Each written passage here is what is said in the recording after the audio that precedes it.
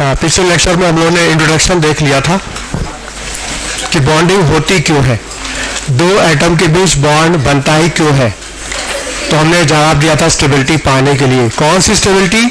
Electronic, structural और thermodynamic.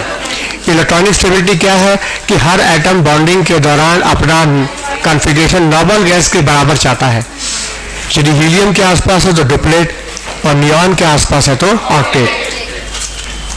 और यदि स्ट्रक्चर बनेगा तो इसमें सिमेट्री आ गई तो स्ट्रक्चर स्टेबिलिटी भी आ जाएगी। और जब बॉन्ड बनेगा तो एनर्जी निकलेगी, सिस्टम की एनर्जी घटेगी और स्टेबिलिटी वो है थर्मो स्टेबिलिटी।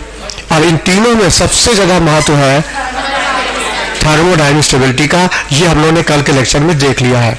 अब आगे बढ़ते हैं, बॉन्डिंग कितने तरह की होगी। तो जब बॉन्डिंग, मेनली बॉन्डिंग दो ही है, आयनिक और कोवलेंट, जिसको बोलते हैं प्राइमरी बॉन्ड। तो प्राइमरी जो बॉन्ड है वो दो ही है। प्राइमरी बॉन्डिंग जो है वो दो ही है। वो कौन कौन सी? आयनिक और दूसरा कोवलेंट बॉन्ड। केमिकल बॉन्डिंग में जो प्राइमरी बॉन्डिंग होती है वो मेनली दो ही होती है, आयनिक और कोवलेंट। और जो सेकेंडरी बॉन्डिंग है, सेकेंडरी बॉन्ड, उसमें हाइड्रोजन बॉन्ड,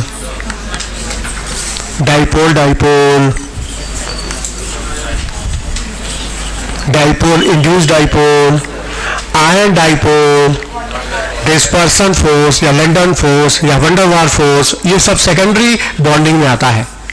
लेकिन जो प्राइमरी बॉन्डिंग है वो दो ही है, आयनिक और कोवलेंट। हाँ, क्या है आयनिक?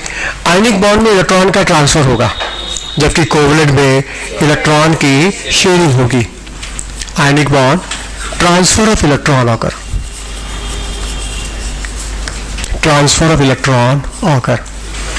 जबकि कोवलेंट में क्या होगा? Sharing of electron occur between two atom. दो एटम के बीच इलेक्ट्रॉन की शेयरिंग होगी, जिसको बोलते हैं प्राइमरी बॉन्ड। क्यों इसको प्राइमरी बॉन्ड क्यों बोलते हैं? क्योंकि इसी बॉन्डिंग में एटम नोबल गैस की स्टेबिलिटी पा जाता है। इलेक्ट्रॉनिक स्टेबिलिटी जो मिलती है वो इसी बॉन्डिंग में मिलती है, इस बॉन्डिंग में, सेकेंडरी बॉन्डिंग में नहीं मिलती। बिल्कुल, in primary bond, ionic and covalent bond, atom gain nearest noble gas configuration. देखो, in primary bonding, ionic and covalent, atom achieve noble gas electronic configuration, या इलेक्ट्रॉनिक स्टेबिलिटी लिख लो। In primary bonding, ionic and covalent bond, atom achieve electronic stability. एकमात्र यही पहली bonding primary bond है जहां हमको इलेक्ट्रॉनिक स्टेबिलिटी मिलती है। इन primary bond, ionic and covalent bond, atom achieve electronic stability. क्योंकि इलेक्ट्रॉनिक स्टेबिलिटी मिलती है इसलिए इसको बोलते हैं प्राइमरी बॉन्ड। बाकी सब केवल इंटरेक्शन है, बात कर इंटरेक्शन है, इलेक्ट्रोस्टैटिक, जिसको लास्ट में बताएंगे। ठीक है, शुरुआत करते हैं सबसे पहले आयनिक बॉन्ड से। ये छोटा टॉपिक है, जल्दी खत्म हो जाएगा, बाकी ये टॉपिक बड़ा हो जाए, कोवलेंट बॉन्ड। हाँ, सबसे पहले आयनिक बॉन्ड देखा जाए। आयनिक बॉन्ड क्या है? आयनिक बॉन्ड क्या है, इसकी कंडीशंस क्या है, आयनिक बॉन्ड बनता कैसे है, उसका एप्लीकेशंस क्या है, सारी बातें देखेंगे। हाँ, आयनिक बॉन्ड या इलेक्ट्रोवैलेंट बॉन्ड, आयनिक बॉन्ड बोलो चाहे electrovalent.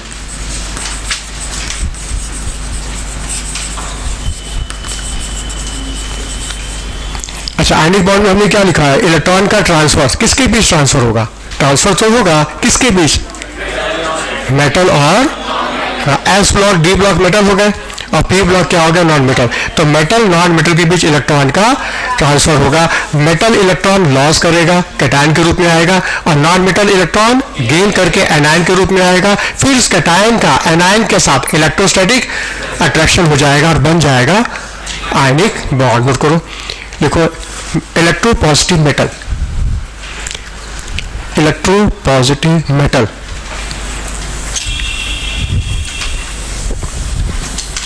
Alkali metal, earth metal, electropositive metal, alkali metal, earth metal, lost electron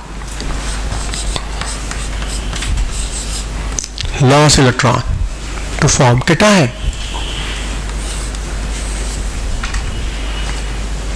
Electropositive metal, कौन example? alkali metal, earth metal, lost electron converted into cation. Whereas non-metal accept electron, whereas electronegative non-metal, electronegative या non-metal accept electron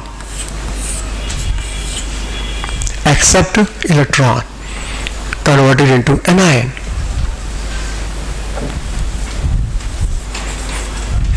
Whereas non-metal, electronegative non-metal accept electron converted into anion. अब क्या होगा? इस cation का anion के बीच electrostatic force of attraction हो जाएगा और बन जाएगा आयनिक बॉन्ड. नोट करो, now cation and anion attract electrostatically. Now cation and anion attract electrostatically. Attract electrostatically to form electrovalent या ionic bond. Now cation and anion attract electrostatically to form ionic bond. इस cation का इस anion के बीच electrostatic attraction हो जाएगा और बन जाएगा आयनिक बॉन्ड. ठीक है, मेटल है, इसने लॉस किया. नॉन मेटल ने इलेक्ट्रॉन गेन किया, ये लॉस करके कैटायन और गेन करके एनायन. इस अपोजिट चार्ज में इलेक्ट्रोस्टैटिक अट्रैक्शन हो जाएगा और बन जाएगा आयनिक बॉन्ड. अब अगर यहाँ बॉन्ड बन रहा है ना, और जब बॉन्ड बनता है तो एनर्जी, इस एनर्जी का नाम लैटिस एनर्जी. हर एनर्जी के अपने नाम होते हैं. जब किसी आयन पर वाटर की फिल्म बनती है तो उसको बोलते हैं हाइड्रेशन एनर्जी. कोई एटम से इलेक्ट्रॉन का लॉस होता है तो आयोनाइज एनर्जी. यदि वो एटम गेन करता है तो इलेक्ट्रॉन एफिनिटी. सब एनर्जी का अपना अपना नाम है. यहाँ चूंकि कैटायन एनायन का इंटरेक्शन है, आयनिक बॉन्ड बन रहा है, तो जो एनर्जी निकलेगी उस एनर्जी को क्या बोलेंगे? हाँ, लैटिस एनर्जी, जिसका सिंबल होगा यू से बोलेंगे इसको. तो लैटिस एनर्जी की डिफिनीशन क्या है? नोट करो, लैटिस एनर्जी की डिफिनीशन.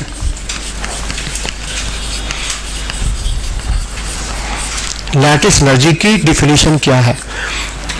जब तुम थर्मोकेमिस्ट्री पढ़ोगे तो वहां बताया जाएगा सारी एनर्जी, चाहे बॉन्ड एनर्जी, चाहे लैटिस एनर्जी, चाहे हाइड्रेशन एनर्जी, चाहे इलेक्ट्रॉन की एंथैल्पी, चाहे एंथैल्पी ऑफ आयोनाइजेशन, सारी वैल्यू पर मोल के लिए होती है.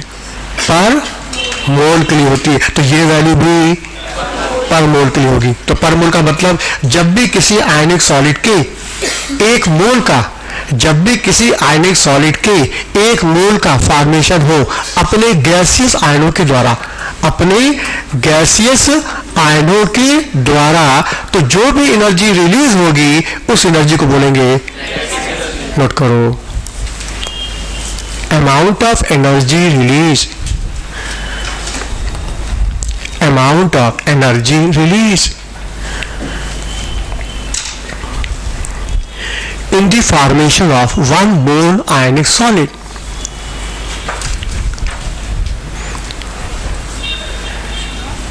Amount of energy release in the formation of 1 mole ionic solid from their gaseous ion. From their gaseous ion is called lattice energy. From their gaseous ion is called lattice energy. ऐसा बताओ, gases क्यों लिया गया? Gas क्यों लिया गया? इनको solid क्यों नहीं लिया गया? लिक्विड फॉर्म में क्यों नहीं लिया गया? गैस के फॉर्म में क्यों लिया गया? जब ये गैस रहेंगे तो गैस का मतलब फ्री. कोई चीज गैस मतलब वो फ्री है, किसी के बंधन में नहीं है. और जब फ्री रहेगी तभी इनमें अट्रैक्शन होगा. तभी ना अपोजिट चार्ज अट्रैक्ट करेंगे और तब जाके बॉन्ड बनेगा। तो इसलिए दोनों आयंस भी गैसेस स्टेट में होने, गैसेस से मतलब फ्री होता है, तो गैसेस स्टेट होना चाहिए सॉलिड लिक्विड स्टेट में। यदि सॉलिड लिक्विड में है तो इलेक्ट्रिसिटी डिफाइन होगी ही नहीं, तो गैसेस स्टेट में होने चाहिए। अच्छा ठीक है, तो इसका मतलब यहाँ इन दोनों के बीच अपोजिट चार्ज के बीच अट्रैक्शन है, कौन सा, इलेक्ट्रोस्टैटिक फोर्स और अट्रैक्शन है, तो यहाँ कोलम्बिक फोर्स काम करेगा। हाँ, कोलम्ब फोर्स क्या होता है, कोलम्बिक फोर्स होता है F = Q1 Q2 upon R square. मतलब इस कैटायन और एनायन के बीच कोलम्बिक फोर्स ऑफ अट्रैक्शन है, जो कि फिजिक्स में ये फार्मूला तुमको दिखाया गया है। अब यही फार्मूला केमिस्ट्री वाले कैसे यूज करेंगे, है तो कोलम्बिक फोर्स, इस कोलम्बिक फोर्स को केमिस्ट्री वाले कैसे यूज करेंगे, ध्यान से देखो। बताइए Q1 जो है ना वो क्या है, कैटायन हो गया, और Q2 क्या हो गया, एनायन हो गया। अच्छा अब मान लो यहाँ कैटायन मोनोवैलेंट, इसकी इलेक्ट्रोवैलेंसी 1 है, हो सकता है कि बाइवैलेंट हो, इसकी वैलेंसी जैसे कैल्शियम आयन +2 हो जाएगा। अच्छा एल्यूमिनियम रहेगा तो +3 हो जाएगा, टाइटेनियम है तो +4 हो जाएगा। तो जब कैटायन बदलता जाएगा तो उसकी इलेक्ट्रोवैलेंसी बदलेगी कि नहीं, बताओ, चार्ज बदलेगा कि नहीं, नहीं बदलेगा, बदलेगा, और चार्ज बदलेगा तो साइज भी बदल जाएगा। तो ऐसे केस में हम इस फॉर्मूले को Q को कैसे यूज करेंगे, इसको Q को यूज करेंगे Z1E। ये Z1 क्या है, ये कैटायन की इलेक्ट्रोवैलेंसी है, मतलब ये सोडियम रहेगा तो यहाँ 1 हो जाएगा, कैल्शियम रहेगा तो यहाँ 2 हो जाएगा, एल्यूमिनियम रहेगा तो यहाँ 3 हो जाएगा। डिपेंड करता है किस तरह का आएगा, क्या उसकी वैलेंसी है। ये पूरी वैल्यू क्या हो गई, चार्ज होगा, कैटायन का चार्ज। हाँ इंटू हाँ ये Q2 है, ये एनायन की इलेक्ट्रोवैलेंसी है, इसको कहेंगे Z2। अच्छा यहाँ पे हम E लिख रहे हैं क्योंकि इलेक्ट्रॉन का चार्ज और प्रोटॉन का चार्ज सेम होता है। इलेक्ट्रॉन और प्रोटॉन का चार्ज क्या होता है, सेम होता है, तो उसके लिए हमने एक ही सिंबल दे दिया। हाँ लेकिन इलेक्ट्रोवैलेंसी तो अलग अलग होगी, कैटायन की वैलेंसी अलग होती है, एनायन की वैलेंसी अलग है, लेकिन इलेक्ट्रॉन और प्रोटॉन का चार्ज क्या होता है, सेम होता है, तो उसके लिए हमने कॉमन E यूज कर लिया। हाँ अब हमको चाहिए इन आयनों के बीच की दूरी, तो ये R, तो यहाँ दूरी क्या होगा, ये कैटायन का रेडियाई और एनायन का रेडियाई। बताइए यहाँ ये रेडियाई ऑफ कैटायन है और ये रेडियाई ऑफ एनायन है, और हमको इनके बीच की दूरी निकालनी है।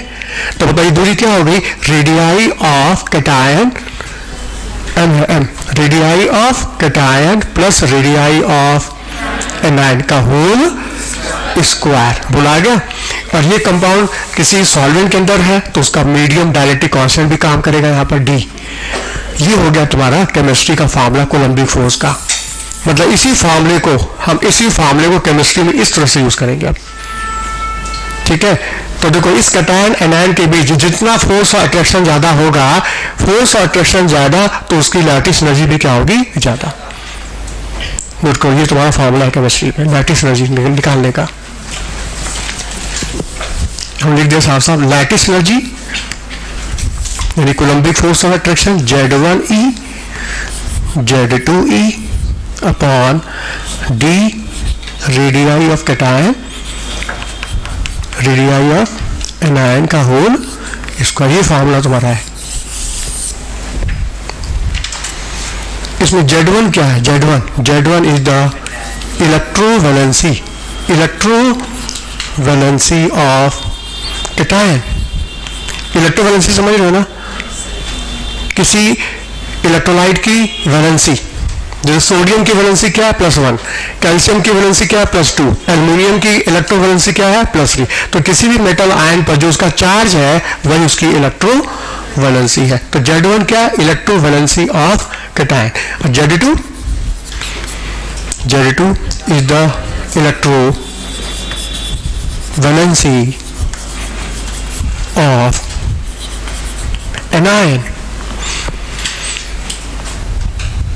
ये R क्या है, R इंटर आयनिक डिस्टेंस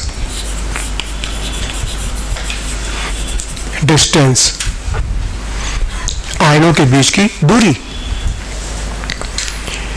हाँ D क्या है, D is the dielectric constant of medium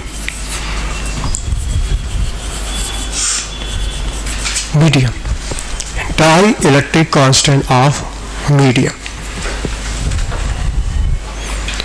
ठीक है, इसी कोलम्बिक फोर्स फार्मूले को हमने केमिस्ट्री में इस तरह से इस्तेमाल किया है। ठीक है, जो कि इंडिकेट करता है कैटायन आयन के बीच इलेक्ट्रोस्टैटिक फोर्स और अट्रैक्शन।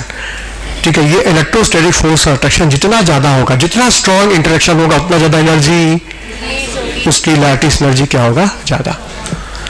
तो लैटिस एनर्जी ज्यादा होने के लिए कूलम्बिक फोर्स और अट्रैक्शन ज्यादा होना चाहिए, और इसको ज्यादा होने के लिए दोनों आयनों की इलेक्ट्रोवैलेंसी ज्यादा होना चाहिए और उन आयनों के बीच की दूरी कम होनी चाहिए। तो क्वेश्चन है कि लैटिस एनर्जी कब ज्यादा होगी, किसी भी आयनिक कंपाउंड की लैटिस एनर्जी कब ज्यादा होगी, जब उस आयनिक कंपाउंड में आयनों की इलेक्ट्रोवैलेंसी ज्यादा हो और उनका साइज, नोट करो, lattice energy of ionic solid should be high.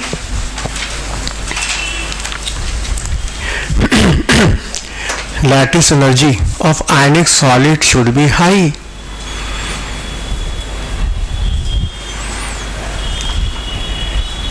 If ions having high electrovalency and lattice energy of ionic solid should be high if ions of electrolyte having high electrovalency and small size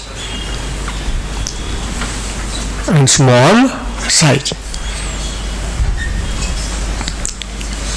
तो lattice energy ज्यादा होने के लिए उस electrolyte के आयनों की electrovalency ज्यादा होना चाहिए, चार्ज ज्यादा होना चाहिए और उसका साइज छोटा होना चाहिए। ये वैल्यू घटेगी, ये वैल्यू बढ़ेगी, तो ये वैल्यू क्या होगी, बढ़ जाएगी, और फोर्स अट्रैक्शन बढ़ेगा तो लैटिस एनर्जी भी क्या होगी, बढ़ जाएगी। Lattice energy of ionic solid should be high if ions of electrolyte, जो electrolyte है, having high electrovalency and small size, उनका साइज क्या स्मॉल हो।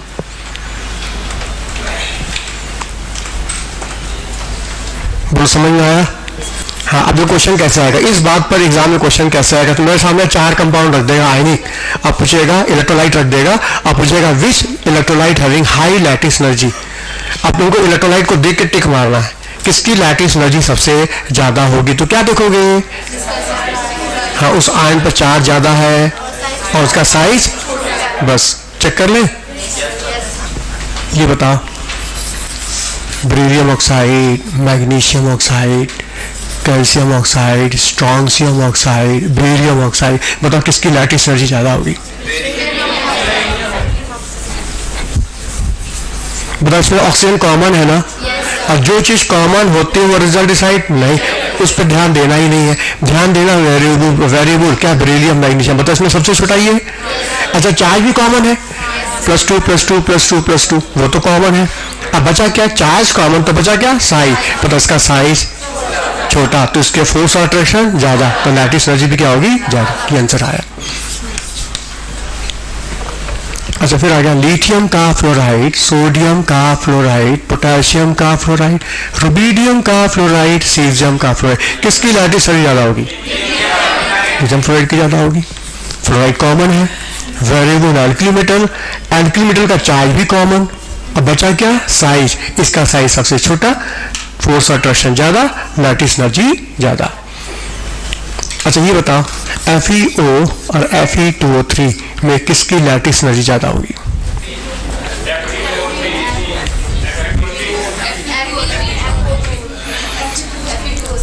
बताओ। इसमें ऑक्साइड कॉमन है, यहाँ भी O-2, यहाँ भी O-2, फर्क क्या है, यहाँ आयरन का +2 है और यहाँ आयरन का, तो बताओ इसका चार्ज ज्यादा, साइज भी छोटा, चार्ज ज्यादा, साइज छोटा, तो होता फोर्स अट्रैक्शन, तो इसकी लैटिस एनर्जी ज्यादा। आया? अच्छा, ये बताओ, मैग्नीशियम का हाइड्रोक्साइड, कैल्शियम का हाइड्रोक्साइड, स्ट्रोंशियम का हाइड्रोक्साइड, बेरियम का हाइड्रोक्साइड, किसकी लैटिस एनर्जी ज्यादा, जो मैग्नीशियम हाइड्रोक्साइड की ज्यादा होगी। अच्छा, लिथियम का ऑक्साइड और मैग्नीशियम का ऑक्साइड, इनमें किसकी लैटिस एनर्जी ज्यादा होगी,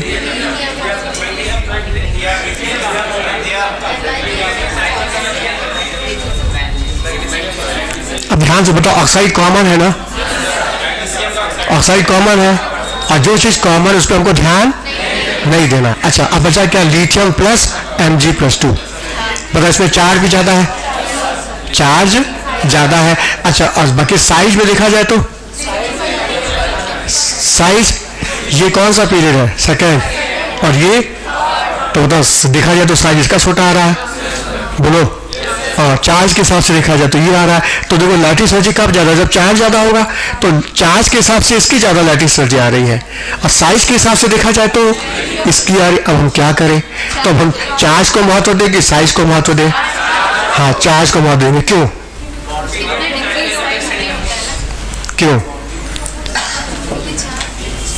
अब देखो इस पर एक क्वेश्चन है, अभी क्लियर हो जाएगा। अभी इस पर क्वेश्चन है, सामने देखो NaCl और कैल्शियम ऑक्साइड। ध्यान, क्वेश्चन नोट करो जरा, इस क्वेश्चन का जवाब दो, समझ में आ जाएगा अपने आप। देखो, NaCl and calcium oxide having same crystal structure. NaCl and calcium oxide having same crystal structure and same ionic radii। ये क्वेश्चन आया हुआ है, ठीक है। NaCl and calcium oxide having same crystal structure and same ionic radii, same ionic radii। If lattice energy of NaCl 10 kilocalorie, if lattice energy of NaCl is 10 kilocalorie, what will be lattice energy of calcium oxide?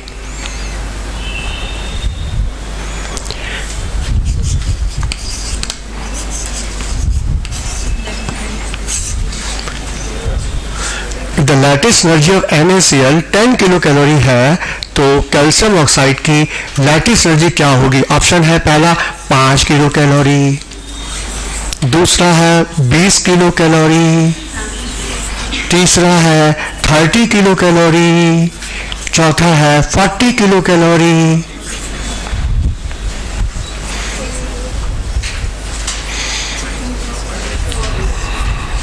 बताओ, और answer सामने है, answer भी सामने दिख रहा है। कितना? 20, 30।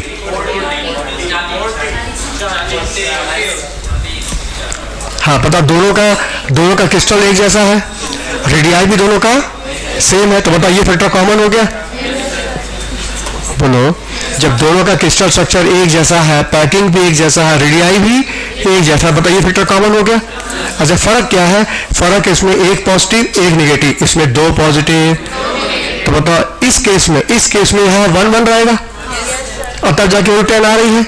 इस केस में यहाँ 2 हो जाएगा, 2 तो बताओ 2 जा मतलब 4 गुना हो जाएगी वैल्यू, क्योंकि यहाँ कैल्शियम का 2 पॉजिटिव, ऑक्साइड पर 2 नेगेटिव, तो 2 जा 4, मतलब पहले वाले से लैटिस से 4 गुना बढ़ जाएगी। मतलब यहाँ 10 है तो ये हो जाएगा 40। इसका मतलब चार्ज का महत्व ज्यादा है। हाँ, समझ में आया? हाँ, बताओ ऑर्डर क्या होगा? मैग्नीशियम ऑक्साइड, लिथियम का फ्लोराइड और पोटेशियम ब्रोमाइड में लैटिस एनर्जी का ऑर्डर बताओ। Magnesium oxide, lithium fluoride, potassium bromide में लैटिस एनर्जी का ऑर्डर क्या होगा? बताया 2 positive 2 negative, 1 positive 1 negative, charge का महत्व ज्यादा, ये आगे हो गया। अच्छा, इन दोनों में देखा जाए तो दोनों छोटे हैं, यहाँ दोनों बदल +1 -1 +1, पता चार्ज कॉमन हो गया। हाँ, लेकिन साइज दोनों का छोटा है, तो छोटा हो जाने से फोर्स और अट्रैक्शन क्या होगा? बढ़ जाएगा। आंसर होगा इसका, ये आंसर हो गया। मतलब मेरे सामने 4 कंपाउंड रख देगा, आयनिक, और पूछेगा लैटिस एनर्जी बताओ, तो वो हम क्या देखेंगे? चार्ज भी देखेंगे, इलेक्ट्रोवैलेंसी भी देखेंगे और रेडियाई भी देखेंगे। हाँ, लैटिस एनर्जी ज्यादा होने के लिए आयनों पर चार्ज ज्यादा हो और साइज छोटा होना चाहिए। इसमें चार्ज को महत्व इसलिए दे रहे हैं क्योंकि सीधे मल्टीप्लाई हो जा रहा है।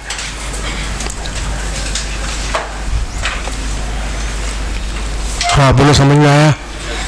तो लैटिस एनर्जी क्या है और उसको निकालने का फॉर्मूला क्या है, और रिलेटिविटी डिपेंड किस पर करती है, चार्ज पर और साइज पर, ये हमने देखा। अब आता है कि आयनिक कंपाउंड बनता कैसे है। आयनिक कंपाउंड बनने की कंडीशन क्या है। वैसे तो कंडीशन के 9 पॉइंट तुम्हारे बुक में लिखे हैं, हम चाहे तो 9 पॉइंट लिखवा दें और तुम रटोगे, भूल भी जाओगे तुरंत, लेकिन वो 9 पॉइंट आए कहाँ से वो जान जाओगे तो वो पॉइंट अपने आप दिमाग में बन जाएगा। और वो पॉइंट आए हैं बॉर्न हेबर साइकिल से, बॉर्न हेबर साइकिल, जो कि एक्सप्लेन करती है कि आयनिक कंपाउंड बनता कैसे है। देखो, condition for ionic bond formation.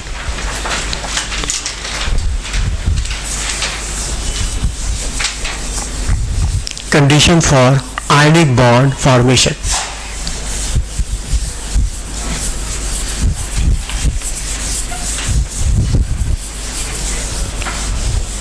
ठीक है, इसको हम एक्सप्लेन करेंगे, बॉर्न हेबर साइकिल।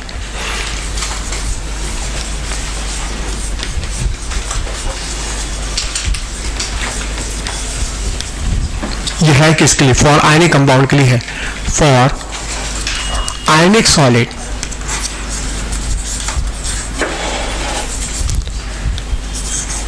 आयनिक सॉलिड। और अपनी बात समझाने के लिए हम कोई आयनिक सॉलिड ले सकते हैं, कैल्शियम ऑक्साइड, मैग्नीशियम का क्लोराइड या सोडियम क्लोराइड, कोई भी ले सकते हैं। हमने एनसीईआरटी वाला एग्जाम्पल उठाया जो एनसीईआरटी में दिया, NaCl।